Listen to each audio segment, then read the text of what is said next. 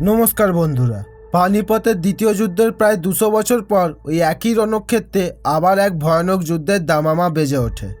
লক্ষ লক্ষ সৈনিকের চিৎকারের সাক্ষী এই পানিপথের ময়দান আবার একবার যুদ্ধের জন্য প্রস্তুত হয়ে ওঠে।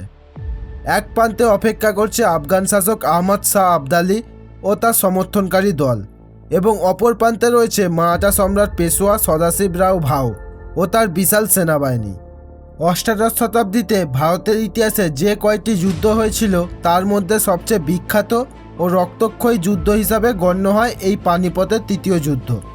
ইতিহাসবিদদের মতে এই যুদ্ধে এত বেশি সৈন্য তথা সাধারণ মানুষ মারা গিয়েছিল তা হয়তো আর অন্য কোনো যুদ্ধে হয়নি। এই যুদ্ধের কারণ সম্পর্কে জানতে হলে এই দুই পক্ষের উত্থান কিভাবে হলো তা জানতে হবে। তো চলো বন্ধুরা, ভিডিওটা শুরু করি।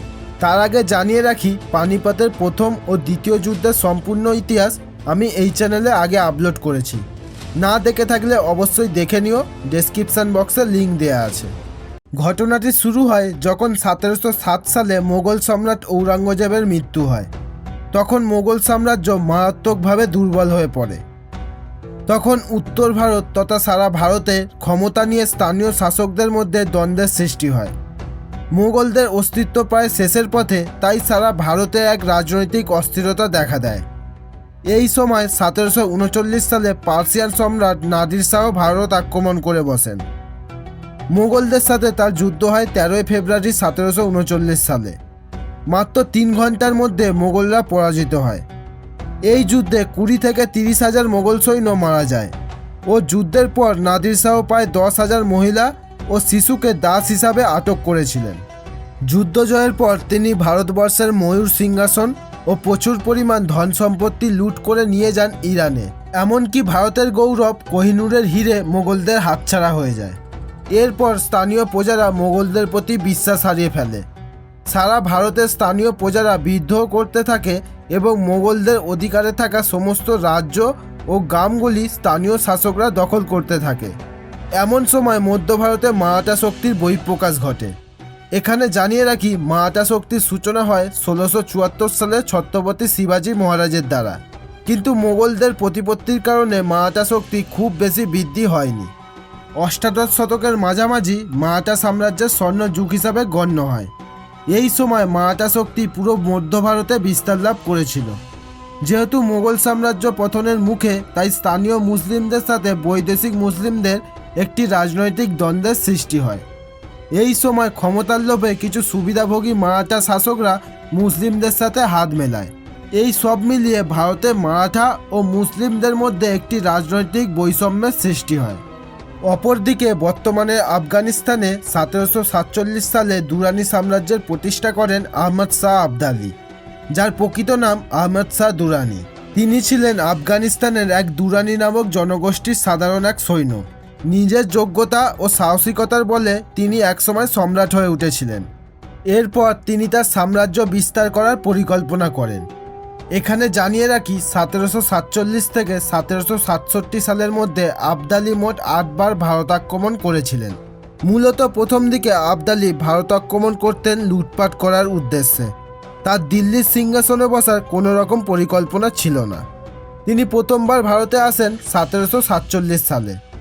এই সময় লাহোর অংশের মোগল গভর্নর জাকারিয়া খানের মৃত্যুর পর তিনি লাহোর দখল করেন। কিন্তু জাকারিয়া খানের পুত্র শাহনবাজ তার মিথ্যতা স্বীকার করে। এই কারণে আবদালি তাকে লাহোর অংশের গভর্নর নিযুক্ত করে কাবুলে ফিরে যান। এরপর 1757 সালে যখন আবার ভারতে ফিরে আসেন, তখন তিনি পুনরায় লাহোর, পাঞ্জাব, হরিয়ানা সহ প্রথমবারের মতো দিল্লি দখল করেন। এই সময় তাকে সাহায্য করেন নাজিব-উদ-দৌলা।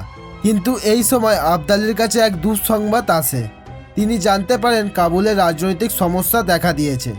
তাই তিনি নাজিব-উদ-দৌলাকে দিল্লি শাসনের দায়িত্ব দিয়ে দ্রুত কাবুলে ফিরে যান, কারণ তিনি কোনো মতেই আফগানিস্তানকে হারাতে চাননি। যেহেতু নাজিব-উদ-দৌলার ক্ষমতা খুব বেশি ছিল না, তাই স্থানীয় শাসকরা মারাঠা শক্তির সাহায্যে পুনরায় পাঞ্জাব, হরিয়ানা ও দিল্লি দখল নেয়। মূলত স্থানীয় শাসকরা এই সময় মারাঠাদের সাথে একটি চুক্তিবদ্ধ হয় যে তারা মারাঠা সম্রাটকে রাজস্ব বা কর প্রদান করবে এবং তার বদলে বহিরাগত শত্রু ও আবদালির হাত থেকে মারাঠা শক্তি তাদেরকে রক্ষা করবে। এই পুরো ঘটনাটি নাজিব-উদ-দৌলা আবদালিকে জানায়। তাই তিনি এরপর আরও বেশি শক্তিশালী সৈন্যদল নিয়ে ভারত আক্রমণ করার পরিকল্পনা করেন। যেহেতু মারাঠা সাম্রাজ্য তখন বিশাল আকার ধারণ করেছিল, তাই ছোটোখাটো মুসলিম শাসকরা কোনো মতেই তাদেরকে পরাস্ত করতে পারত না। তাই তারা আফগান সম্রাট আহমদ শাহ আবদালির কাছে সাহায্যর প্রার্থনা করে। প্রথম দিকে তিনি এই ব্যাপারে কোনো আগ্রহ না দেখালেও পরে তিনি তাদের ডাকে সাড়া দেয় এবং তার বিশাল সেনাবাহিনী নিয়ে 1759 সালে ভারতের দিকে রওনা দেয়। কিন্তু রণকৌশলে অভিজ্ঞ আবদালি বুঝতে পারেন যে শুধুমাত্র এক বিশাল সেনাবাহিনীর দ্বারা হিন্দুস্তানকে এত সহজে জয় করা সম্ভব নয়। যেহেতু তিনি মারাঠাদের ক্ষমতার সম্পর্কে আগেই ধারণা পেয়েছিলেন, তাই তিনি পাকিস্তানের খাইবার গিরিপথের মাধ্যমে যখন ভারতে প্রবেশ করেন, তখন তিনি স্থানীয় ছোট ছোট গ্রাম ও রাজ্যগুলি দখল করতে থাকেন এবং তিনি কোনো রকম তাড়াহুড়ো না করে খুব সতর্কতা অবলম্বন করে এগিয়ে যেতে থাকেন এবং দিল্লি আক্রমণের পূর্বে অভ্যন্তরীণ রাজ্য থেকে যত সম্ভব বন্ধু জোগাড় করতে থাকেন, যাতে ভারতের অভ্যন্তরীণ পরিস্থিতির সম্পর্কে জানতে পারেন। উত্তর ভারতের কিছু অংশ মারাঠাদের দখল থাকলেও স্থানীয় মুসলিমদের কারণে তার অধিকার সরাসরি মারাঠাদের কাছে ছিল না। এমন সময় মারাঠাদের নেতৃত্বে এক বড় রকমের পরিবর্তন হয়। মারাঠাদের নতুন অধিপতি হিসাবে বহিঃপ্রকাশ হয় সদাশিবরাও ভাওয়ের। তিনি ভারত থেকে চিরকালের জন্য আফগান শাসককে বিতাড়িত করার পরিকল্পনা করতে শুরু করেন। এর ফলে উত্তর ভারতে এক ভয়ানক যুদ্ধের আবহাওয়া সৃষ্টি হয়। এই সময় মারাঠাদের সাথে হাত মিলিয়েছিলেন ইব্রাহিম খানের গোলন্দাজ বাহিনী ও গাইখণ্ডের যোদ্ধারা। ফলে সদাশিবরাও এক বিশাল সুসজ্জিত সৈন্যদল গঠনে সক্ষম হন। মারাঠারা ফরাসি বণিকদের কাছ থেকে গোলাবারুদও আমদানি করেছিলেন। অন্যদিকে আবদালির সাথে দাঁড়িয়েছিলেন নজিব-উদ-দৌলা ও অযোধ্যার রাজা সুজা-উদ-দৌলা, যার ফলে আবদালির সৈন্যদল প্রায় মারাঠাদের সমতুল্য হয়ে ওঠে। এখানে জানিয়ে রাখি, আবদালি কিন্তু সরাসরি মারাঠাদের সাথে পানিপথে যুদ্ধ করেননি। দুই দলের মধ্যে মোট 4 বার ছোট ছোট খণ্ডযুদ্ধ হয়েছিল এবং শেষবার সরাসরি পানিপথে তাদের মধ্যে যুদ্ধ হয়। প্রায় 1 লক্ষেরও বেশি সেনাবাহিনী নিয়ে মারাঠারা যমুনা নদীর তীরে উপস্থিত হয়। এখানে তারা দূর থেকে তীরন্দাজ বাহিনীর দ্বারা আফগান বাহিনীর উপর আক্রমণ করার চেষ্টা করে। প্রাথমিকভাবে হঠাৎ আক্রমণের ফলে আবদালি বুঝতে পারছিলেন না যে কী করা উচিত, তাই তিনি পিছু হাঁটার সিদ্ধান্ত নেয়। যমুনা নদীতে বন্যার কারণে বেশিরভাগ আফগান সৈন্যরা নদীর অপর প্রান্তে আটকে পড়েছিলেন। তাই এই সময় আবদালি পিছনে ফিরে যায় এবং ভিন্ন পথ অবলম্বন করে। এই সময় সদাশিবরাও বুঝতে পারেন নদীর অপর প্রান্তে থাকা আবদালির সাথে এইভাবে যুদ্ধ করা সম্ভব নয়। তাই তিনি যমুনা নদীর পার বরাবর এগাতে থাকেন। এই কারণে বুদ্ধিমান আবদালি তাদের পিছু করতে থাকেন। এইভাবে কয়েকদিন পর পানিপথে আবদালি সফলভাবে মারাঠাদের চারিদিক থেকে ঘিরে ফেলেন। তখন আবদালি মারাঠাদের এক প্রকার বাধ্য করেন সরাসরি যুদ্ধ করতে। অবশেষে 14 জানুয়ারি 1761 সালে পানিপথের প্রান্তরে মারাঠা সম্রাট পেশোয়া সদাশিবরাও ভাও ও আফগান সম্রাট আহমদ শাহ আবদালি সরাসরি যুদ্ধের জন্য উপস্থিত হন। এই যুদ্ধে দুই দলের সৈন্যর সংখ্যা এক হলেও যুদ্ধের পরিকাঠামোগত দিক থেকে আফগানরা ছিল উন্নত, কারণ তাদের কাছে ছিল লোহার বর্ম দ্বারা তৈরি পোশাক। এমনকি সাধারণ সৈন্যরাও চামড়ার পোশাক ব্যবহার করত, যেখানে মারাঠাদের কোনো প্রকার নির্দিষ্ট যুদ্ধের পোশাক ছিল না। কিন্তু মারাঠাদের সাহস ও উত্তেজনা আফগানদের থেকে অনেক বেশি ছিল। ওই দিন সূর্যোদয়ের সাথে সাথে মারাঠারা যুদ্ধের জন্য প্রস্তুত হয়ে আফগান সেনাদের থেকে প্রায় 2 কিলোমিটার দূরে উপস্থিত হয়। এমন সময় সুযোগ বুঝে আবদালি তার পদাতিক বাহিনীকে আক্রমণের নির্দেশ দেন। তাই দেখে মারাঠারা হর হর মহাদেব ধ্বনি দিতে দিতে ঝড়ের গতিতে আফগান বাহিনীর উপর ঝাঁপিয়ে পড়ে। এইভাবে শুরু হয় পানিপথের তৃতীয় যুদ্ধ। এরই সাথে মারাঠা তীরন্দাজ বাহিনীর রাশি রাশি তীর আসতে থাকে তাদের দিকে। কয়েক সেকেন্ডের মধ্যে প্রায় 2 থেকে 3 হাজার আফগান সৈন্য মারা যান। এমন অবস্থায় তারা পিছনে ফিরে আসতে বাধ্য হয়। তাদের এই অস্বাভাবিক সাহস দেখে আবদালি ক্ষণিকের জন্য চিন্তিত বোধ করেন, কিন্তু তিনি লক্ষ্য করেন সদাশিবরাও ভাও ছাড়া মারাঠাদের এত বড় সেনাবাহিনীকে নেতৃত্ব দেওয়ার মতো কোনো দক্ষ যোদ্ধা নেই। তাই তিনি পরিকল্পনা করতে থাকেন কিভাবে মারাঠা বাহিনীকে ছত্রভঙ্গ করা যায়। আফগান বাহিনী যখন আক্রমণে দুর্বল হয়ে পড়েছিল তখন আবদালি গোলা বারুদ নিক্ষেপ করার আদেশ দেন।